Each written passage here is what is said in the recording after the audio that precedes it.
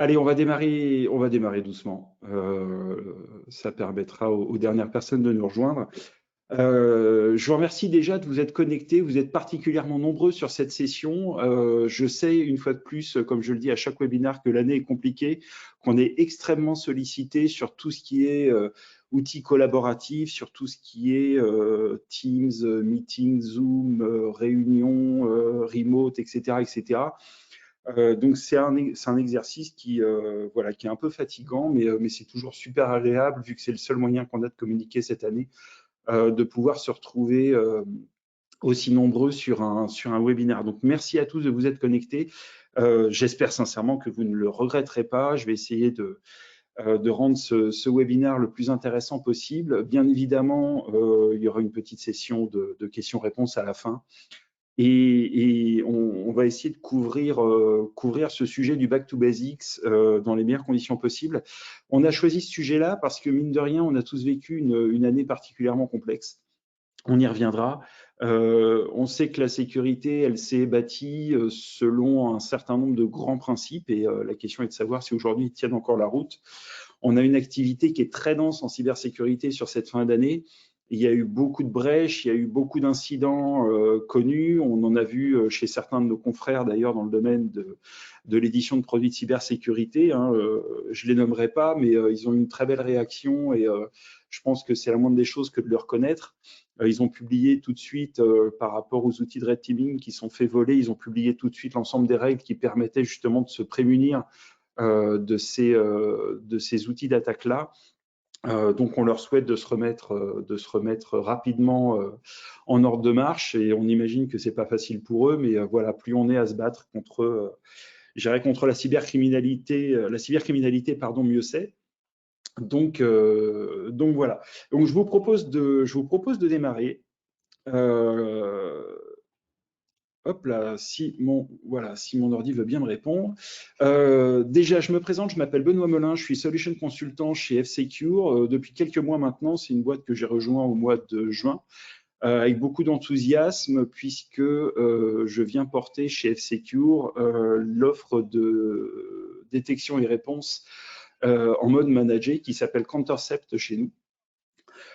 Et c'est dans ce cadre-là aussi que je vous présente l'agenda du jour. Donc, un petit peu comme on vient de se dire sur cette rapide introduction, ce que le contexte a changé, ce qu'il a fait évoluer cette année dans la manière dont on approche les sujets d'IT de manière générale. On va revoir quelques grands principes de la cyber. Alors, on aurait pu les revoir tous, mais il nous aurait fallu un webinaire d'une bonne semaine, je pense. Voire à minima de 3 jours, hein, si on s'en réfère à la taille des bouquins sur le CISSP ou sur la norme ISO 27001. Et puis, on verra justement les avantages d'une approche de détection et réponse en mode managé en troisième partie de ce webinaire. Je vous propose donc de démarrer et sans plus attendre de rentrer sur cette introduction, sur ce que le contexte a bien pu changer cette année. Je ne vais pas vous refaire l'histoire de 2020, vous la connaissez tous. Je ne vais pas vous refaire l'histoire du Threat Landscape qu'on a publié sur le premier semestre. Il y aura évidemment le deuxième semestre qui suivra dans les rapports que l'on publie régulièrement. Mais juste quelques constats un peu froids, un peu bruts. La grande majorité des décideurs voient la crise actuelle comme un accélérateur de la transfo digitale. C'est même de la transformation à marche forcée que l'on a vécu cette année. On a tous dû prendre des décisions très rapides, parfois au détriment de la sécurité, pour aller vers des solutions de collaboration beaucoup plus faciles. Ce qui va être intéressant, c'est de voir effectivement comment les coûts sont portés.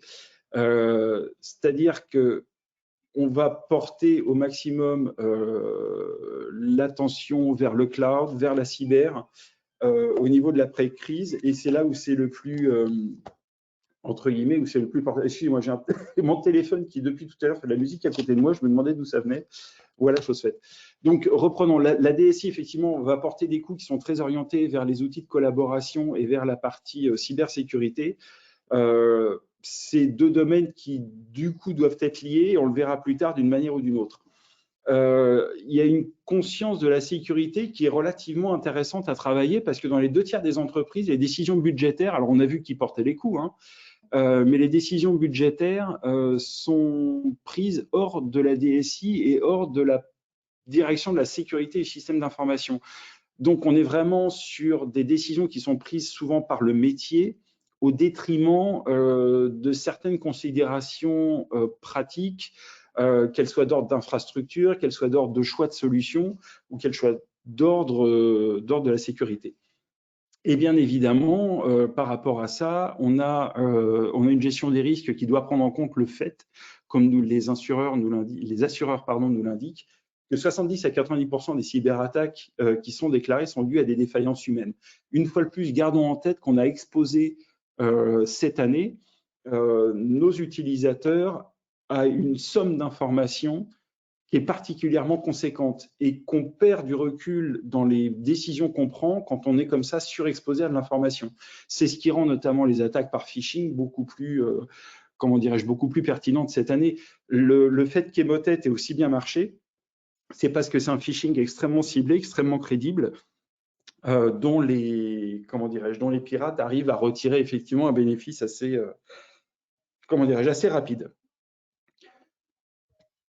Le contexte tel qu'il est aujourd'hui, c'est du télétravail généralisé avec une fois de plus de l'adaptation rapide et à marche forcée d'un certain nombre d'outils, que ce soit dans les terminaux que vont utiliser nos utilisateurs, que ce soit dans les outils sur lesquels on va les faire travailler pour qu'ils puissent travailler de chez eux dans les meilleures conditions.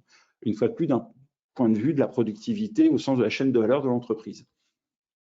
Hop là. Il y a une augmentation générale de la menace. Bien évidemment, les groupes cybercriminels ne se sont pas reposés cette année. On vient d'aborder le sujet notamment par rapport à Emotet. Mais il y a toute une suite d'outils et de groupes criminels qu'on a vu revenir cette année littéralement sur le devant de la scène. Une fois de plus, je ne vais pas vous refaire les webinaires précédents, mais c'est voilà, le Ryuk a, pour ne citer que lui, en ransomware, généré des millions et des millions, voire des centaines de millions de dollars de rançon. Donc cette menace, elle est omniprésente et même plus encore, et on voit même les choses s'accélérer. Sur la fin de l'année, il y a l'exemple Foxconn, je ne sais pas si vous avez suivi, il y a quand même 34 millions qui ont été demandés au titre de la rançon. Il y a eu 20 téras de données qui ont été chiffrées, il y a eu des centaines de gigas de données qui ont été exfiltrées. Donc, on est vraiment sur des choses qui s'accélèrent, hein. On peut aussi citer l'exemple de Garmin cet été.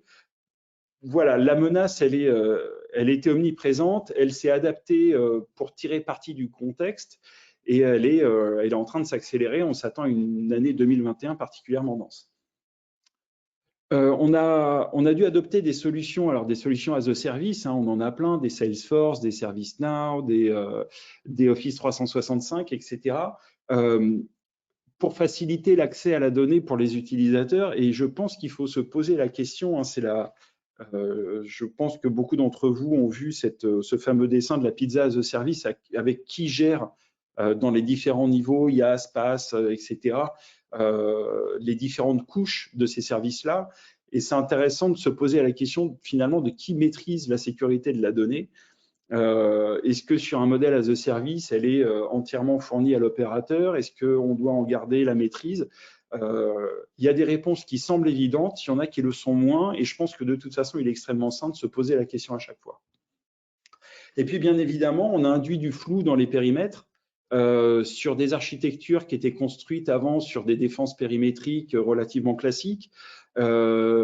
Pour justement faire face à ce contexte-là, on a dû induire des terminaux personnels, des nouveaux VPN, une fois de plus des accès à des solutions as a service, à de la gestion d'identité parfois qui était externalisée. Donc, on voit que les lignes, là où on raisonnait cloisonné, périmétrique avant, sont devenues de plus en plus floues. Et finalement, tout ça, une fois de plus, nous amène à nous poser la question de ces principes de cybersécurité que l'on applique, que l'on essaye d'appliquer depuis des années déjà. et de leur sens aujourd'hui. Alors, si je prends un exemple, sur les serveurs et services que l'on peut consommer, outre les parties cloud classiques avec toute la partie AWS, Azure, etc., on a tout ce qui est Docker, on a les VM, on a des solutions type Kubernetes, on a de la gestion d'identité, du Salesforce, etc. Je voulais citer. Donc, on a délocalisé la donnée, on a délocalisé les services, on doit avoir au milieu de ça quelque chose qui organise. Alors, je le cite pas encore, mais on pourra en parler, des architectures zéro trust, des projets façon Satawad, etc., qui s'orientent vers une absence d'infrastructure quasiment, et une gestion de l'ensemble des données et des services dans des solutions tierces et fournies en mode cloud. Donc voilà, donc toutes ces barrières, elles sautent un petit peu, et pour autant, ce n'est pas une réponse d'un point de vue de la sécurité, parce que comme on le voit, la menace s'adapte, et on a des grandes questions qui se posent par rapport à la gestion des API qui sont exposées par tous ces acteurs du monde des solutions cloud. Et on voit que l'outillage à disposition des groupes cybercriminels est de plus en plus pointu et s'adapte très rapidement à ces solutions-là pour aller justement essayer de tirer parti de ces nouvelles solutions et de leur exposition vis-à-vis d'Internet. Donc voilà pour notre introduction. Je pense que c'était intéressant et c'était important aussi de revenir sur tous ces éléments-là. Je pense que la mise en perspective de cette somme de décisions qu'on a été amené à prendre nous amène effectivement à nous poser la question, devrions-nous revoir finalement les principes sur lesquels on a fondé l'approche de notre sécurité? Et cette approche-là, je vous propose justement de rentrer maintenant dans les grands principes. Alors une fois de plus, on aurait pu passer une semaine complète à parler de ces grands principes-là, que l'on sait venir de différents domaines, de la sécurité physique, du domaine militaire, du domaine industriel aussi pour certains. Il y a beaucoup d'influences. On verra, je vous montrerai en début de chapitre sur quoi je me suis basé moi pour avancer sur ces sujets-là. Mais tous ces principes-là, aujourd'hui, on ne trouve plus vraiment de grands parallèles à faire avec des systèmes de défense militaire extrêmement ancrés dans le physique et dans le réel, vu que, comme on vient de se le dire, on est en train quelque part alors disrupter, pour utiliser un buzzword, on est en train de disrupter justement cette approche-là et de partir d'un château fort vers quelque chose de beaucoup plus diffus.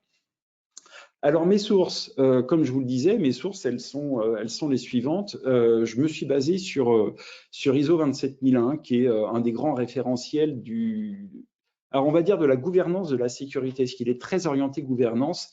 ISO 27001, c'est le SMSI, c'est le système de management de la sécurité informatique. Avec la route Deming, l'amélioration continue, le reporting, l'organisation, l'implication du management, etc., etc. Donc, c'est quelque chose de très organisationnel. Je me suis également basé sur un certain nombre de documents de l'ANSSI qui, pour le coup, proposent à la fois des documents et des approches extrêmement, comment dirais-je, organisationnelles et très orientées gouvernance. Notamment par rapport à la directive Nice, par rapport à la LPM, par rapport à l'encadrement qui peut être fait d'un certain nombre de solutions et services vis-à-vis de ces réglementations-là. Je me suis également basé sur NIST, qui est on va dire un pourvoyeur assez important justement en termes de méthodologie sur la sécurité, et ce serait dommage de ne pas les utiliser parce qu'on a beaucoup d'entreprises en France qui travaillent avec des Américains ou qui sont des représentations d'entreprises américaines qui se basent assez facilement sur NIST. Je me suis également basé pour information sur le CISSP, qui est le Certified Information Security System Professional. Ça y est, j'ai un doute. Peu importe, en tout cas, voilà, une des grandes Information System Security Professional, voilà, qui est un des grands, comment dirais-je, un des grands diplômes de la cybersécurité que passent pas mal de RSSI et d'acteurs du monde cyber, qui une littérature à laquelle je me réfère assez souvent parce que je la trouve assez bien faite. Donc voilà pour nos sources. Et si on avance un petit peu maintenant, on va voir qu'en fait, finalement, la cybersécurité, elle doit être dictée par ce qu'on cherche à protéger. C'est un petit peu une lapalissade de dire ça, mais je pense qu'il ne faut vraiment pas perdre ça de vue. La cyber, c'est comprendre ce que l'on doit protéger. On doit protéger des services, on doit protéger une chaîne de valeur, quelle qu'elle soit, on doit protéger de la propriété intellectuelle, on doit protéger des biens. Si on fait un parallèle avec le dernier webinaire qu'on a fait autour du domaine pharma et chimie, on peut protéger aussi littéralement des hangars, des biens, des lieux de stockage, on peut protéger des brevets, on peut protéger énormément de choses. Mais il faut vraiment comprendre ce que l'on doit protéger, comprendre du coup où est la valeur de l'entreprise. Donc, la chaîne de valeur, elle est capitale dans l'approche de la cybersécurité. Finalement, qu'est-ce qui fait que mon entreprise, qu'est-ce qui fait que mon organisation délivre des biens, délivre des services, délivre de la valeur à un moment ou à un autre? Et finalement, quel est mon bien le plus précieux dans ce cadre-là? Alors, mon bien le plus précieux, ça peut être une chaîne de fabrication hein, d'un point de vue industriel. Ça peut être de la propriété intellectuelle, ça peut être de l'outillage aussi, si je produis de la valeur ajoutée pour de l'outillage au sens informatique, hein, j'entends.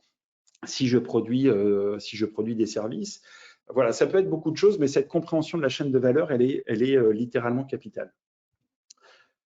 Il va falloir derrière, et ça c'est une approche qui est relativement connue sur le pan ANSSI notamment et via EBIOS, on va identifier les événements que l'on redoute et qui porteraient atteinte à cette chaîne de valeur. Finalement, si je fabrique des biens au sens strict, d'un point de vue industriel, j'ai une chaîne de production avec des robots, avec un certain nombre d'éléments mécaniques qui font que mes produits avancent et sont façonnés de proche en proche comme ça. Si demain ma chaîne de production tombe, j'ai un manque à gagner, c'est-à-dire que mon usine ne fabrique plus rien, donc ne vend plus rien. Alors j'ai peut-être du stock hein, qui me permet de gérer ça, mais potentiellement j'ai un manque à gagner. Et ce manque à gagner, je sais le quantifier puisque je sais que quotidiennement, de ma chaîne de production sort par jour tant de biens que je revends à telle valeur. Donc, on sait que le calcul est relativement simple à faire.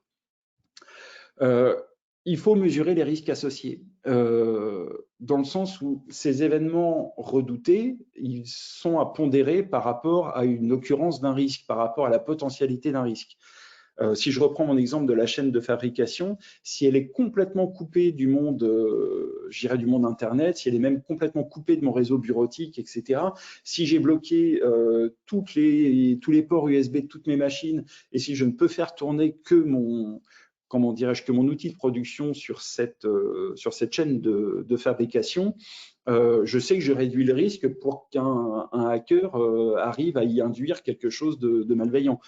Donc, on va essayer comme ça de prendre dans ces événements redoutés, enfin d'appliquer à ces événements redoutés, excusez-moi, une potentialité, une probabilité et on va pouvoir comme ça commencer à mesurer finalement là où on doit, comment dirais-je, établir, enfin, on va commencer à comprendre où vont se dérouler des potentiels scénarios d'attaque, c'est-à-dire comment la personne malveillante, le groupe cybercriminel, l'acteur en tout cas que l'on cherche à éviter, comment il va essayer de rentrer sur mon SI et porter atteinte à ma chaîne de valeur. Et par rapport à ça, bien évidemment, on va mettre en place des mesures. On va mettre en place des mesures qui nous permettent de détecter, qui nous permettent de répondre, qui nous permettent de nous protéger de ces événements-là. Donc ça, c'est quelque part l'analyse de risque préalable à toute approche de cybersécurité qui est une fois de plus un point prépondérant parce qu'elle détermine quelque part les budgets que l'on va mettre, elle détermine également la compréhension des risques et potentiellement, d'un point de vue financier, la provision sur risque que l'on va demander à notre organisation au cas où des choses se passent. On peut avoir en sortie de ces travaux-là des risques résiduels que l'on va accepter, des risques que l'on estime être supportables par l'entreprise et face auxquelles on ne va pas mettre de grandes, je dirais, de mesures, on ne va pas prendre de décisions, on ne va pas mettre d'outils en tout cas pour s'en protéger, parce qu'on estime que soit la probabilité est trop basse, soit, je dirais, le coût associé à ce risque est trop faible pour finalement investir dans un moyen dans une mesure en tout cas à mettre en face de ce risque-là. Il y a un autre élément préalable à tout ça. Alors, c'est quelque chose qu'on va aussi beaucoup trouver du côté du CISSP. Alors, c'est le petit moyen mnémotechnique, c'est CIA, hein, c'est confidentiality, availability et integrity, donc confidentialité, disponibilité, intégrité. C'est finalement ce qu'on va appliquer, c'est les 3 critères qu'on va appliquer à notre chaîne de valeur, une fois de plus à ce que l'on cherche à protéger. Si c'est de la donnée, hein, comme souvent, faut que cette donnée soit disponible, il faut qu'elle soit confidentielle dans le sens où il ne faut qu'elle soit exposée qu'aux personnes qui ont le droit de la consulter. Et bien évidemment, il faut en garantir l'intégrité, c'est-à-dire qu'il faut que cette donnée ne soit pas altérée. Il faut qu'elle soit modifiée uniquement par les personnes qui ont le droit de la modifier. Il faut qu'on soit sûr que la donnée en question ne soit pas modifiée. Je reprends l'exemple qu'on avait vu au précédent webinaire, mais typiquement sur la gestion d'un stock de médicaments dans un endroit réfrigéré, on peut tout à fait imaginer qu'un acteur malveillant vienne modifier le retour qui est fait d'une sonde de mesure de température pour forcer la personne qui est en face à mettre plus froid ou mettre plus chaud et altérer la qualité des médicaments qui sont stockés. Donc, une fois de plus, il faut que la donnée soit vue et pilotée d'un point de vue de son intégrité et qu'on s'assure effectivement que la donnée soit la bonne au moment où on veut la consulter. Donc, cette donnée, elle est centrale dans l'activité de la cyber. Cette donnée, elle peut, c'est un terme générique derrière lequel on peut mettre énormément de choses, mais elle est vraiment centrale. Et on va avoir un certain nombre d'activités autour de la donnée qui partent de la création ou de l'acquisition de la donnée. On sait que la donnée s'échange aujourd'hui, c'est même un gros marché, les données personnelles, les données d'utilisation, toutes ces comment dirais-je, toutes ces activités qui sont encadrées notamment en Europe par le RGPD. Ces activités-là démarrent en général avec donc les activités autour de la donnée telles qu'on le voit dans la cyber démarrent autour de la création, de l'acquisition d'une donnée. Et en termes de cycle de vie, la donnée, on va la classifier. On va établir, d'un point de vue de la confidentialité, qui doit la consommer, entre guillemets, cette donnée, qui peut y avoir accès. Alors, on a des classifications habituelles sur 4 niveaux, sur de l'interne, sur de la diffusion restreinte, sur de l'externe, etc., etc. Et ensuite, on va en établir l'ownership, alors à savoir qui est responsable de la donnée, qui est propriétaire de cette donnée. C'est un point qui est extrêmement important parce que là, on touche à l'intégrité de la donnée, savoir qui est apte, qui est autorisé à la modifier. On va également travailler sur la sauvegarde de cette donnée, c'est-à-dire s'assurer que la donnée sera disponible si un des services qui la propose tombe d'une manière ou d'une autre, que ce soit un incident de production, que ce soit un incident cyber, peu importe, je dirais, le motif, il faut que la donnée soit sauvegardée et qu'on en garantisse une fois de plus la disponibilité, tout ça faisant écho, bien évidemment, à ce qu'on vient de se dire avant. Et à tout ça, on va appliquer un certain nombre de contrôles sur la classification, sur l'appartenance de cette donnée à des utilisateurs, à des groupes, sur la sauvegarde des données. Et c'est un élément très important que je vous demande de garder en tête pour la suite. Et derrière tout ça, on va pouvoir avoir un certain nombre d'activités qui sont, elles, plus liées à l'utilisation et à la vie classique de la donnée. Donc, la consommation de cette donnée par des services, par des utilisateurs, l'archivage de cette donnée, si à un moment la donnée n'est plus utilisée quotidiennement, on va l'archiver et potentiellement à la fin cette donnée sera détruite. Alors suivant des processus bien établis, mais on sait que dans un certain nombre de cas, la destruction de la donnée, et même jusqu'à un point de vue physique parfois, fait partie des cadres qui déterminent justement l'ensemble de ce cycle de vie. Certains des clients que j'ai pu avoir dans le passé demandaient à ce qu'on détruise physiquement et selon un certain nombre de principes. les supports physiques des données en question. Donc voilà pour cette partie. Donc c'est intéressant d'avoir ça en tête parce que ça conditionne la cyber. Et finalement, ce principe-là, la donnée, elle reste extrêmement centrique par rapport à nos activités aujourd'hui. Et donc, on doit garder, moi je pense, ce principe-là, et c'est un des principes avec l'analyse de risque que l'on doit garder en tête parce qu'il détermine une fois de plus nos activités d'un point de vue quasi quotidien. Si on porte, donc ces données-là, elles sont portées par des OS. Alors, c'est un petit raccourci que je prends, mais une fois de plus, on n'a pas un temps, comment dirais-je, infini devant nous. Et sur la partie OS, il est important d'avoir en tête auprès de qui on peut se renseigner pour savoir comment on va sécuriser justement l'accès à la donnée. Et l'ensemble des activités qu'on a vues quelque part sur le slide précédent, dans le sens où finalement la donnée est hébergée sur un service, sur un OS, sur une machine, qu'elle soit virtuelle, physique, sur un système cloud, etc.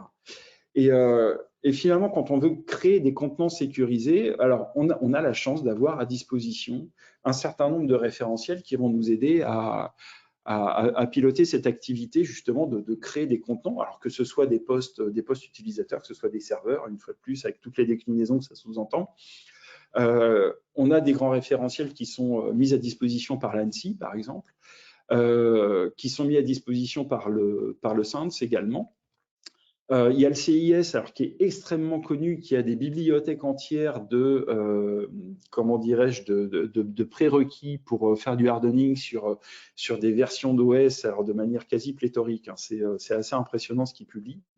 Et on a également le NIST qui publie comme ça un certain nombre d'éléments qui permettent justement de travailler comment on peut sécuriser ces machines, comment on peut sécuriser justement toute cette architecture qui sous-tend la donnée que l'on propose et qui, une fois de plus, est aujourd'hui extrêmement centrique à nos activités. Et portant nos OS, alors oui, je remonte les couches de manière un peu, alors j'espère que vous m'excuserez les raccourcis que je fais, mais une fois de plus, le temps nous est compté.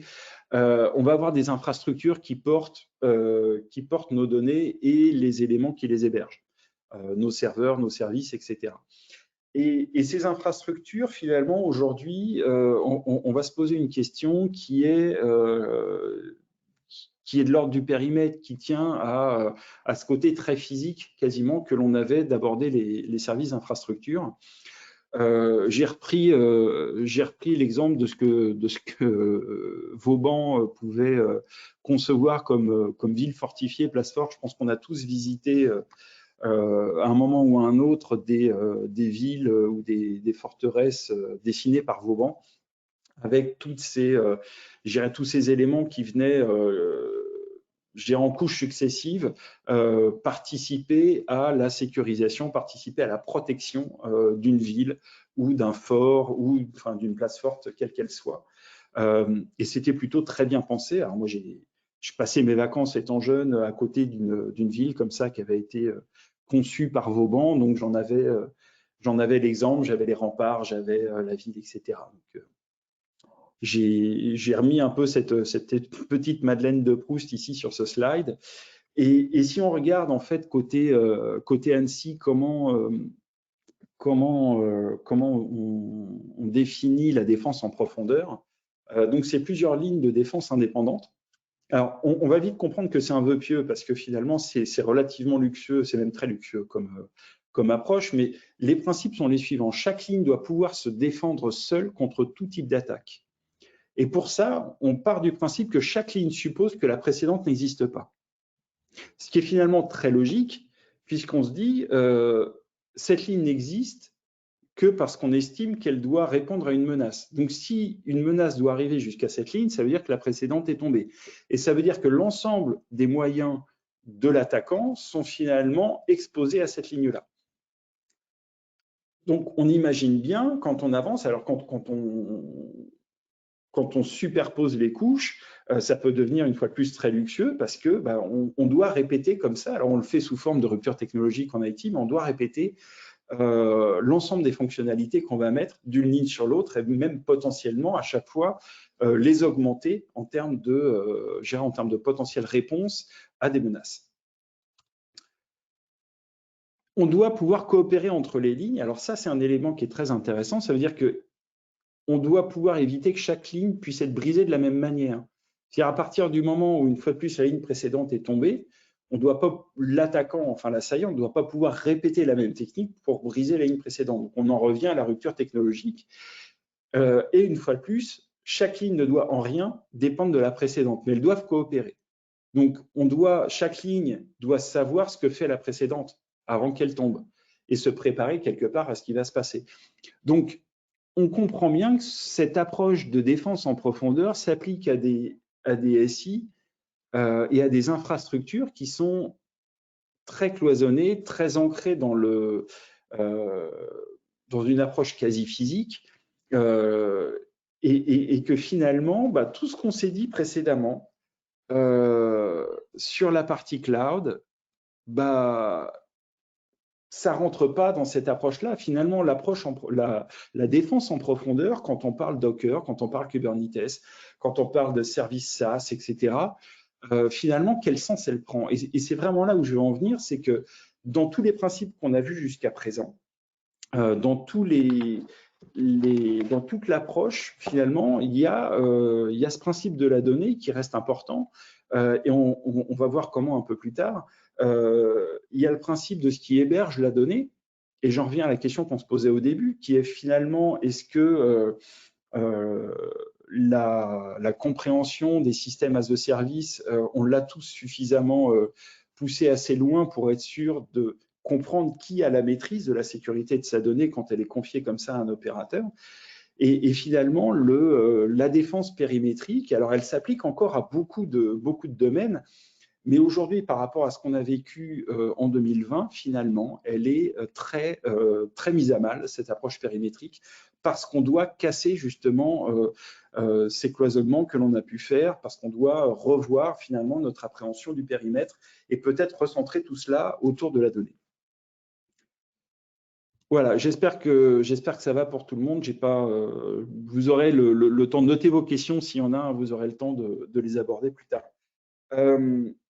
Ce qui me semble important aujourd'hui, c'est de voir, au-delà des architectures, les opérations. On a parlé de la donnée, on a parlé des OS, on a parlé de ces lignes de défense. Derrière, on a un facteur humain et organisationnel qui est important, qui est la gestion des opérations de sécurité. Alors là-dessus, sans rentrer trop dans le détail aussi, parce qu'on va manquer de temps, mais on a deux approches assez différentes. On a le côté NISP, la SP 861, qui détaille en fait les opérations sous 4 niveaux. Donc un niveau de préparation, évidemment, qui va reprendre un certain nombre d'activités, notamment liées à l'analyse de risque, que l'on va mettre en place, la mise en place d'éléments de détection et d'analyse. Très rapidement, on va rentrer dans une approche de confinement. Si on est face à un incident cyber, une compromission, essayer de contenir cette compromission. L'éradication de la menace et un retour à la normale. Et derrière ça, un certain nombre d'activités post-incident, donc du post-mortem typiquement. On va essayer de comprendre le patient zéro, les modalités de compromission, etc. Et puis bien évidemment, sortir de là l'ensemble des enseignements nécessaires pour que ce type de situation ne se reproduise pas. On a côté ISO la 27035-2, où là, on a une petite différence en fait. Donc, on a cette partie planification-préparation. Et on a une partie reporting qui se fait assez rapidement. C'est-à-dire qu'on est beaucoup plus dans l'organisation, là où NIST est peut-être un peu plus dans l'opération. C'est la différence que moi, j'y vois. Je pense que c'est extrêmement dépendant de l'approche que l'on prend. Je n'ai pas choisi d'aborder ça dans ce webinaire, mais on peut avoir des approches qui sont pilotées par le risque, on peut avoir des approches qui sont pilotées par la conformité également. Et dans une approche plus orientée conformité, c'est vrai que cette partie reporting, elle peut être cruciale. Si on s'en réfère à du RGPD, si on s'en réfère à de la LPM, par exemple, le fait de remonter un incident de sécurité à une autorité, que ce soit la CNIL, l'ANSSI, etc., ça peut faire partie des activités, comment dirais-je, prioritaires. sur certaines approches, parce que notamment dans le cadre de la LPM, c'est via ça que l'on va pouvoir détecter des attaques d'ampleur au niveau national notamment. Donc c'est vraiment deux approches qui sont différentes, une fois de plus, une orientée opération et une orientée organisation. Et ça peut être dépendant effectivement de l'approche, soit par le risque, soit par la conformité. Bien évidemment, dans ISO 27000, on va retrouver la partie réponse et le post-mortem, un peu comme on l'a vu sur la partie NIST.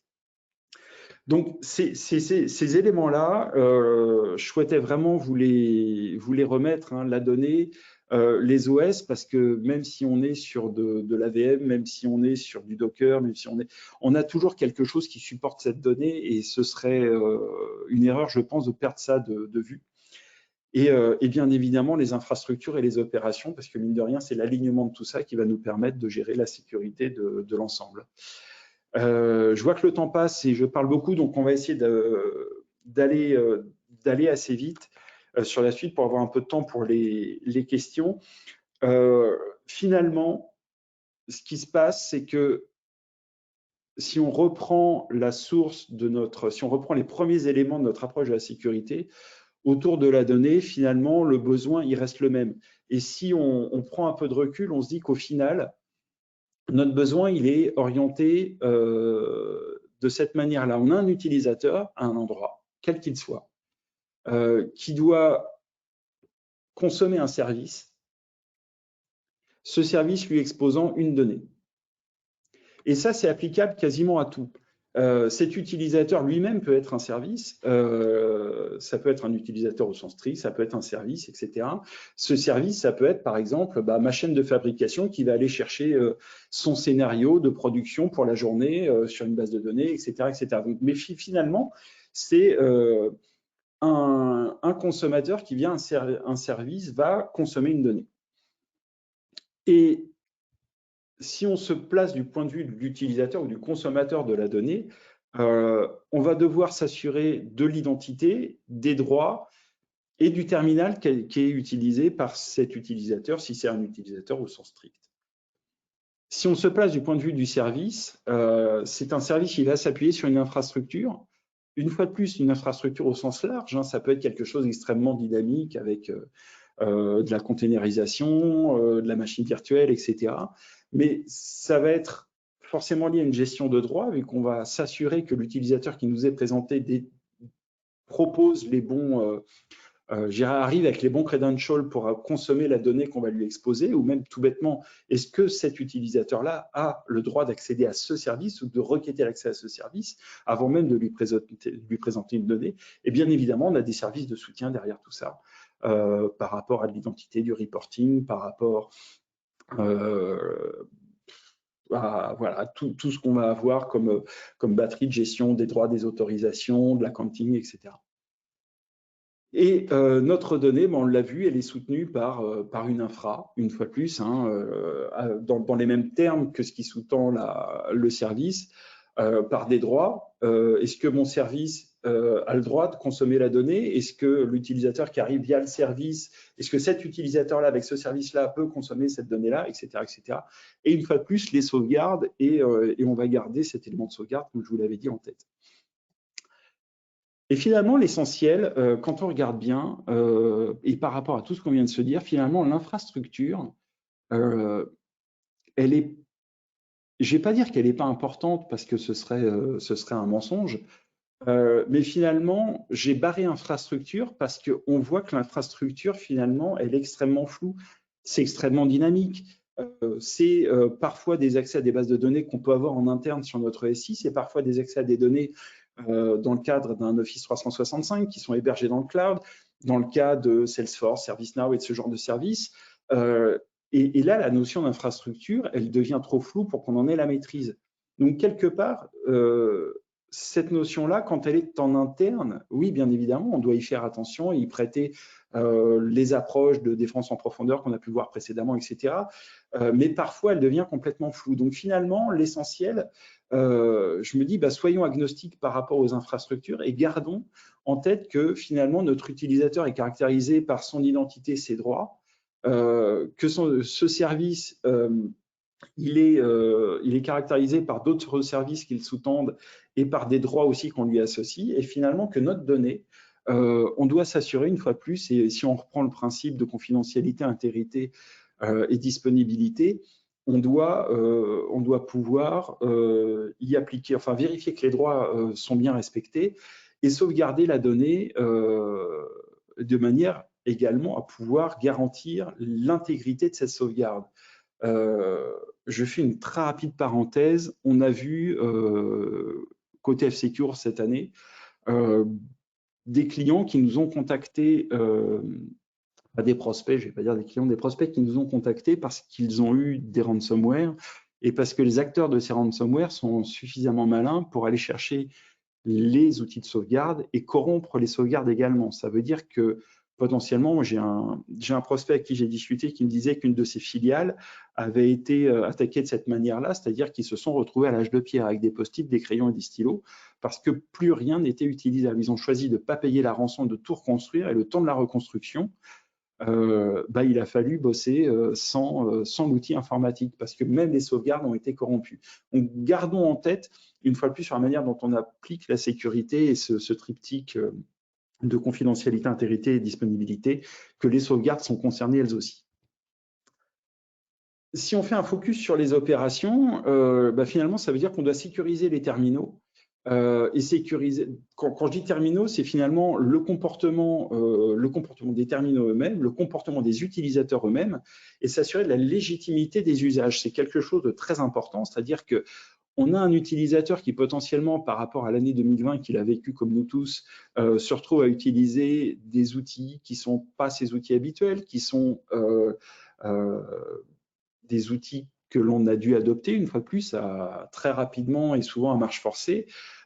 Il est extrêmement important que l'on puisse s'assurer que les usages qui sont faits de ces outils sont les bons et que l'on n'a pas sur ces outils-là, sur ces terminaux, via ces accès-là, des utilisations malicieuses qui seraient faites. Et on va devoir sécuriser les services qui fournissent la donnée. On l'a vu, on a des services d'authentification. Alors j'ai cité Active Directory à titre d'exemple, mais tout ce qui va nous permettre de gérer l'identité, l'authentification, les serveurs, les vulnérabilités, etc., devient aussi également critique. Donc tout ce qui expose de la donnée doit être sécurisé. Et finalement, si on sécurise la chaîne entre la personne qui va consommer la donnée et le service qui expose la donnée, une fois de plus, en gardant en tête qu'entre les deux, il y a potentiellement un flou qui est induit par les solutions que l'on utilise, on sécurise une grosse partie de l'essentiel tel qu'on l'a vu sur les slides précédents. Donc, le bénéfice, ça va être quoi? Ça va être que finalement, on va avoir une très bonne télémétrie si on regarde ce qui se passe d'un point de vue de l'utilisateur pour détecter d'éventuelles compromissions. On sait une fois de plus que, comme on l'a vu sur ce qui est remonté par les assurances, si 70 à 90% des cas qui sont ouverts chez les assureurs sont liés à des mauvaises utilisations ou à des erreurs humaines ou typiquement un clic sur un mail de phishing, il faut pouvoir le détecter suffisamment rapidement et ça va se faire d'un point de vue de l'utilisateur. C'est aussi du côté de l'utilisateur et même du service également, parce que ce qu'on voit ici s'applique côté utilisateur et côté service. Ça va être la première et meilleure opportunité de réponse. Si je détecte la compromission initiale, je coupe court, je peux potentiellement couper court, parce que ce n'est pas toujours gagné d'avance, mais à la compromission du reste de mon SI.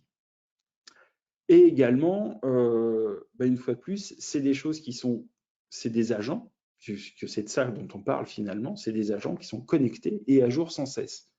Donc finalement, on se dit, je mets comme dernier bastion, derrière mes potentielles défenses périmétriques et en relais de l'ensemble de mes services dans le cloud, un certain nombre d'agents sur mes serveurs, sur mes machines utilisateurs, qui vont permettre de voir ce qui se passe, qui vont permettre d'aller détecter un certain nombre de choses. Les challenges que nous, on assume côté F-Secure, comme éditeur de ces agents-là, c'est des challenges de compatibilité, de stabilité et de performance, puisque l'empreinte de ces agents doit être la plus petite possible et ne doit en rien, je dirais, pénaliser l'expérience de l'utilisateur sur l'utilisation des ressources de la machine, que ce soit côté serveur, que ce soit côté terminal client. Donc voilà, c'est un point qui est important. La télémétrie, si on regarde dans l'évolution, alors sans dire que je suis vieux, ça fait quelques années quand même que je travaille dans la cybersécurité, et il y a un temps où on a pris énormément de visibilité, de points de télémétrie sur le réseau. On faisait tout remonter dans ça s'appelait pas des puits de log ni du big data avant, mais on faisait tout remonter, ce qui revenait des switches, des cœurs de réseau, des routeurs, des firewalls, etc., etc. Et finalement, ce qu'on voit dans ces éléments de télémétrie, c'est, à de rares exceptions, finalement, une utilisation tout à fait légitime des règles de sécurité qui ont été mises en place. Les drops sont faits quand ils doivent être faits sur les firewalls, ce qui doit être routé est routé. Et finalement, la valeur de tout ça était de moins en moins évidente, puisque les attaquants s'appuyaient sur du trafic légitime, donc quelque part autorisé par ces moyens de défense périmétrique, pour perpétrer un certain nombre d'actes malveillants. Donc finalement, ce qui devient de plus en plus important, et on le voit sur ce slide, c'est la partie endpoint et la partie cloud. Et on revient à ce qu'on disait, que finalement, on doit, au niveau réseau, donc c'est marqué réseau ici, mais finalement, au niveau de l'infrastructure, peut-être garder, bien évidemment, cette télémétrie-là, parce qu'elle est importante, surtout quand l'infrastructure sous-tend des services façon machine virtuelle, container, etc., etc. Mais le cœur du service, une fois de plus, se situe au niveau du endpoint et au niveau des services, façon service cloud. Donc finalement, les serveurs, les terminaux des utilisateurs restent un moyen de télémétrie qui est le plus parlant, vu qu'on sait que c'est là où on va avoir les premières compromissions, et c'est les seuls endroits où on va pouvoir détecter vraiment de l'activité qui sort de la norme. Je fais une petête parenthèse. On travaille actuellement, alors j'ai eu la chance d'assister à ce webinaire interne hier à FSecure, où on travaille notamment sur du NLP, donc du Natural Language Processing, que l'on applique à la lecture d'un certain nombre de, comment dirais-je, de commandes que l'on peut passer sur un OS pour essayer d'en comprendre les intentions. Vous savez que le NLP permet de comprendre les intentions dans le langage. Nous, on essaie de comprendre les intentions dans les lignes de commande. Et c'est pour vous donner un exemple de ce que l'on peut être amené à détecter dans le comportement d'un endpoint, qu'il soit côté serveur, qu'il soit côté client. Donc, c'est des choses super intéressantes qui sont en train de se passer. Ça participe à tout ce qu'on appelle l'UEBA, donc le User Endpoint Behavior Analytics. Cette partie-là, une fois de plus, elle nous permet, donc cette approche centrée sur l'utilisateur et sur le service qui propose la donnée, nous permet en fait d'être très adaptable, de s'adapter très vite au changement, puisque une fois de plus, la localisation de la donnée et la manière dont elle est accédée, finalement, je dirais les services d'infrastructure qui sont derrière, on en devient complètement agnostique. On va sécuriser des terminaux, on va sécuriser des serveurs, et tout ce qui se passe entre les deux, finalement, je ne vais pas dire que ça nous importe peu, parce qu'on peut tout à fait aller chercher de l'info dedans, et ça va être même une source de valeur très importante dans les travaux qu'on peut faire en termes d'investigation sur un incident cyber. Donc, on va par contre garder le même niveau de sécurité, quelles que soient les infrastructures qui sont derrière. En termes de réactivité, ça ne va pas être pénalisant. C'est surtout ça qui va être intéressant. De la même manière, on est aussi capable de plus en plus, et c'est la direction dans laquelle on va très naturellement, outre les compatibilités aux OS dont on a pu parler jusqu'à présent, on va aussi vers la mise en place de moyens de détection sur les offres SaaS. On peut parler de la partie Office 365, on peut parler de la partie Salesforce, etc., etc. Mais on va de plus en plus vers ce genre de choses qui nous permettent de détecter, par exemple, des comportements qui ne seraient pas, comment dirais-je, qui seraient pas cohérents sur de l'authentification, par exemple, sur de l'Azure AD. ce genre de choses, sur des serveurs d'identité de manière générale. Je pense que tout le monde connaît le syndrome de Superman, qui est un utilisateur qui se connecte de Paris à 10h52 et qui se connecte de Moscou à 10h54. Donc, il y a deux options, soit c'est un pirate, soit c'est Superman. Ce que personne ne peut faire Paris-Moscou en 2 minutes. Donc, on est capable d'aller chercher ce genre de choses sur des services cloud également. Donc, c'est une donnée à garder en tête parce que effectivement, réduire la partie serveur, entre guillemets, dans le sens de la proposition d'un service à du serveur physique, ce serait rater effectivement une partie de plus en plus présente aujourd'hui.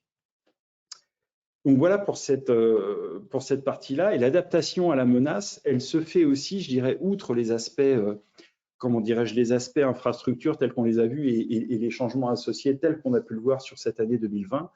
L'adaptation à la menace dans notre approche de réponse et détection en mode managé, elle est permanente. Et là, on se place plus du point de vue de la menace, c'est-à-dire que la menace évolue, on l'a vu, on a vu beaucoup d'outils de malware de différents types évoluer cette année, et dans une approche en mode managé, ce qu'on est capable de proposer, nous, c'est de s'adapter à cette menace, c'est-à-dire qu'on a une compréhension, on a des services de recherche qui questionnent quotidiennement les moyens à disposition des cybercriminels, au sens large. Ce qui est arrivé à nos concurrents, c'est une attaque de très grande ampleur qui demande beaucoup de moyens, qui demande une innovation terrible, que c'est, enfin, une fois de plus, si un acteur de la cybersécurité s'est fait voler des outils de red teaming, c'est qu'en face, ils ont utilisé des TTP, donc des techniques, tactiques et procédures, qui n'étaient pas connues. Donc, on voit qu'il y a toujours ce gap, hein, c'est le gap entre le gendarme et les voleurs. Les voleurs ont toujours un coup d'avance. Nous, on est capable de faire en sorte que ce temps d'avance soit, ce petit coup d'avance soit le plus réduit possible et de faire bénéficier donc nos clients de toute cette recherche, de toute cette connaissance et surtout, dès qu'on découvre quelque chose de nouveau, pouvoir, entre guillemets, le mettre directement dans nos moyens de détection, d'abord dans une phase manuelle et ensuite dans une phase automatisée. Et finalement, quand on repense à la télémétrie que l'on met en place en déployant des agents sur les serveurs, sur les services et sur nos utilisateurs, on va être capable de manipuler un volume de données qui est quand même conséquent et qui caractérise quand même beaucoup les SI auxquels on est connecté. On va pouvoir faire des études de menaces spécifiques par rapport, une fois plus, aux recherches que l'on fait. On va pouvoir chercher des erreurs de configuration par rapport à tous ces référentiels qu'on a vus en début de webinar, notamment au CIS par exemple, où on va chercher des écarts par rapport à l'état de l'art et on va pouvoir remonter ça à nos clients en leur disant on peut vous aider à améliorer votre posture de sécurité parce qu'on manipule, parce qu'on voit des choses, parce qu'on voit l'ensemble de cette télémétrie et que l'on en ressort effectivement des analyses, des écarts par rapport, une fois de plus, à l'état de l'art. Donc, c'est de la recommandation, c'est de l'anticipation et ça nous permet justement de vous garantir qu'on va se prémunir contre un certain nombre de menaces et une fois de plus, en essayant de coller le plus possible à l'ensemble des tactiques disponibles, enfin des techniques et protocoles et procédures disponibles pour les acteurs cybercriminels. Je vais avancer très vite. Bien évidemment, ces slides et ce webinaire seront disponibles, je dirais, par la suite en review. Mais ce slide, en fait, détaille le principe de threat hunting, vraiment de chercher une menace. Et on voit que les inducteurs, donc, c'est toute la donnée que l'on a collectée, la recherche que l'on fait, et potentiellement même une question qui peut nous être remontée par nos clients qui dit, moi, j'estime que dans mon domaine aujourd'hui, ou même, par exemple, j'ai été contacté par une autorité qui me dit, attention, sur votre verticale en particulier, on sait qu'il y a un groupe cybercriminel particulièrement actif en ce moment. Vous devriez veiller à ce que vous ne soyez pas déjà compromis ou exposé. Donc là, nous, on est capable de traiter ce genre de demande parce que les TTP des groupes cybercriminels, on les connaît et de gérer de l'ensemble de la communauté malveillante, entre guillemets, par rapport à ça. Donc, on est capable de gérer ce type de requête. Et quand on découvre quelque chose de nouveau, on va le faire de manière manuelle, on va le faire de manière assistée dans un deuxième temps, parce qu'on va pouvoir justement jouer CTTP que l'on découvre ou appliquer CTTP sur un environnement client pour voir si on en trouve les indicateurs de compromission, les artefacts qui nous permettront de toute façon à terme de faire cela de manière automatique et de nous assurer effectivement que l'on ne trouve pas de traces d'une compromission dormante. Hein. Le mal n'a pas forcément déjà été fait chez vous, mais s'assurer qu'il n'y a pas de compromission qui a déjà été réalisée. Et tout ça bénéficie à l'ensemble de nos clients à chaque fois. Chaque question remontée par un client bénéficie à l'ensemble des autres clients de manière évidemment totalement anonyme et transparente. On peut avoir plein de questions qui remontent dans ce cadre-là. Alors, j'ai repris des exemples qu'on avait vus dans les webinaires précédents, des expositions à des tiers, des expositions de tiers, par exemple, si c'est des prestataires, des mainteneurs, etc., des bâtiments connectés, fausser la supervision. C'est l'exemple que je vous donnais sur les bâtiments réfrigérés. Et puis, voilà, bien évidemment, la mise en place d'alerting par rapport à ça. Et le temps passant, j'accélère sur la partie réponse. Une fois de plus, on va pouvoir gérer la réponse fort de l'ensemble des éléments que l'on a, mais bien évidemment, on doit avoir l'ensemble du contexte.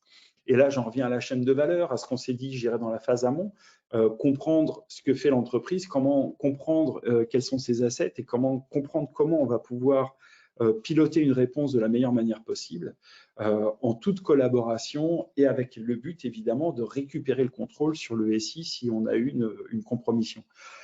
Ça passe notamment par la mise en place de toute une phase d'onboarding qu'on a au moment du démarrage du service qui nous permet de voir avec vous les matrices d'escalade, l'organisation que l'on met en place, les playbooks préautorisés, c'est une donnée importante, c'est-à-dire tout ce que vous nous autorisez à mener comme action si on détecte une compromission avant de vous avertir, ce qui nous permet potentiellement d'être extrêmement réactifs et de potentiellement confiner des machines ou réaliser en tout cas des actions qui nous permettraient d'endiguer une attaque en cours. Bien évidemment, il y a des choses qu'on ne se permettra jamais de faire sans votre accord et tout ça passe dans les autres processus que l'on va mettre en place avec vous. Et tout ça, une fois de plus, vient ensuite des activités qu'on a vues précédemment où, une fois qu'on a mené les investigations, on va avoir des faux positifs, mais qui sont relativement peu importants parce que ce n'est pas des IOC qu'on cherche, mais vraiment des TTP. Et une fois qu'on a trouvé quelque chose, on va vous l'exposer via le portail, via un appel si on est vraiment dans la, comment dirais-je, si on est vraiment dans l'urgence, du management d'incidents au sens strict, c'est-à-dire qu'on va vous accompagner sur la gestion de vos, comment dirais-je, de la remédiation hein, et surtout du redémarrage, du retour à la normale, et c'est un vrai métier à part, avec l'ensemble des activités que l'on a vues précédemment, notamment tout ce qui est post-mortem, etc., etc. Tout ça est opéré donc par un certain nombre, je vous laisserai regarder ce slide à tête reposée, parce qu'on a déjà presque dépassé l'heure, mais on a plusieurs équipes qui opèrent l'ensemble de ces services, qui vous proposent deux portails, un qui va faciliter l'ensemble des relations que l'on a avec vous, via la gestion des tickets notamment, et un qui permet d'exposer l'ensemble des données auxquelles vous avez accès par rapport à cette télémétrie, qui vous permet également de venir chercher des éléments par rapport à différents, comment dirais-je, différents incidents que l'on aurait pu voir. Bien évidemment, on expose des API hein, si on doit relier ça à des systèmes déjà existants chez vous. Et sur la partie détection, on voit bien qu'on a cette partie Endpoint Agent qui est couverte hein, sur la partie Windows, qui est couverte en détection uniquement pour le moment, hein, mais on a une roadmap qui est très fournie sur le début 2021 pour la partie macOS et Linux. On détecte des choses sur la partie AD Office 365 et bien évidemment, on est capable de faire de l'investigation sur l'ensemble de vos logs. Prédire, prévenir, détecter et répondre, c'est quelque part la somme de ce qu'on a vu depuis le début de ce webinaire. Donc, identifier les chemins d'attaque, hein, on l'a vu dans l'approche par le risque. Prévenir, c'est déjà mettre en place tout ce que l'on peut pour se prémunir de l'attaque et détecter, bien évidemment, comment dirais-je, les tentatives, mais surtout la partie détection, elle est importante sur tout ce qui va être hors de la norme et finalement l'utilisation malicieuse de trafic légitime d'activités classiques du SI. Et ce qui est très très important et ce qui aujourd'hui, alors faut savoir que sur le pilotage d'une crise cyber, la partie réponse peut très rapidement, financièrement, prendre des proportions importantes parce qu'elle fait appel à des compétences qui sont rares et qui sont chères. Donc, c'est important d'avoir en tête que sur un service externalisé de gestion d'incidents, vous avez bien cette partie réponse qui est mise en place, parce que sinon, une fois de plus, ça peut très très vite faire gonfler la note. Un dernier mot avant la fin, on a parlé rapidement de Zero Trust. Je vous invite à regarder, il y a beaucoup de littérature autour de ça pour ceux qui s'y sont pas encore intéressés. C'est vraiment le Zero Trust aujourd'hui, c'est voilà, c'est zéro infrastructure, c'est quelque part la consommation de services cloud au sens large, d'applications, de gestion de droits, de gestion d'identité, de mail évidemment. Aujourd'hui, on en est quasi tous clients. En se disant que finalement, on n'a plus d'infrastructure sécurisée, on n'a plus d'infrastructure auxquelles on peut littéralement faire confiance.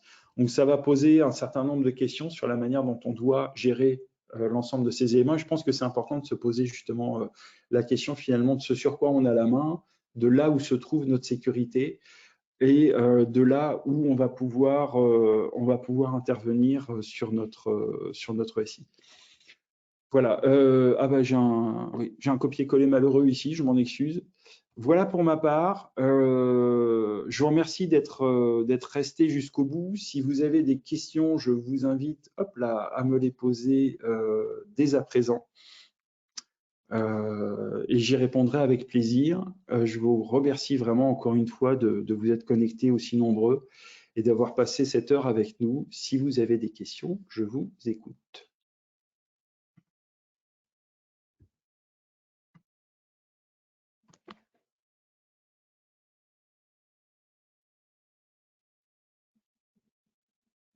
Alors c'est calme niveau questions, c'est très calme. Mais écoutez, j'ai dû être particulièrement clair, en tout cas je l'espère. Je vous remercie encore. Ce sera pour ma part mon dernier webinaire pour cette année 2020. Il y en aura d'autres en 2021 où je vous souhaite de très bonnes fêtes de fin d'année. Je vous souhaite de passer un bon mois de décembre malgré ce contexte. Je vous souhaite surtout la meilleure santé possible vu le contexte et je vous souhaite bien évidemment de faire attention. Et on se retrouvera début 2021 pour de nouveaux webinaires, pour de nouveaux échanges. On est parfaitement joignable. Vous avez tous les coordonnées disponibles dans les différentes communications qui vous ont été faites autour de ce webinaire. Il y en aura une nouvelle après. Et moi, je répondrai bien évidemment à vos questions avec grand plaisir, si questions il y a. Voilà. Merci encore. Je vous souhaite une très bonne fin de journée, une très bonne fin de semaine et une très bonne fin d'année. À très bientôt. Au revoir.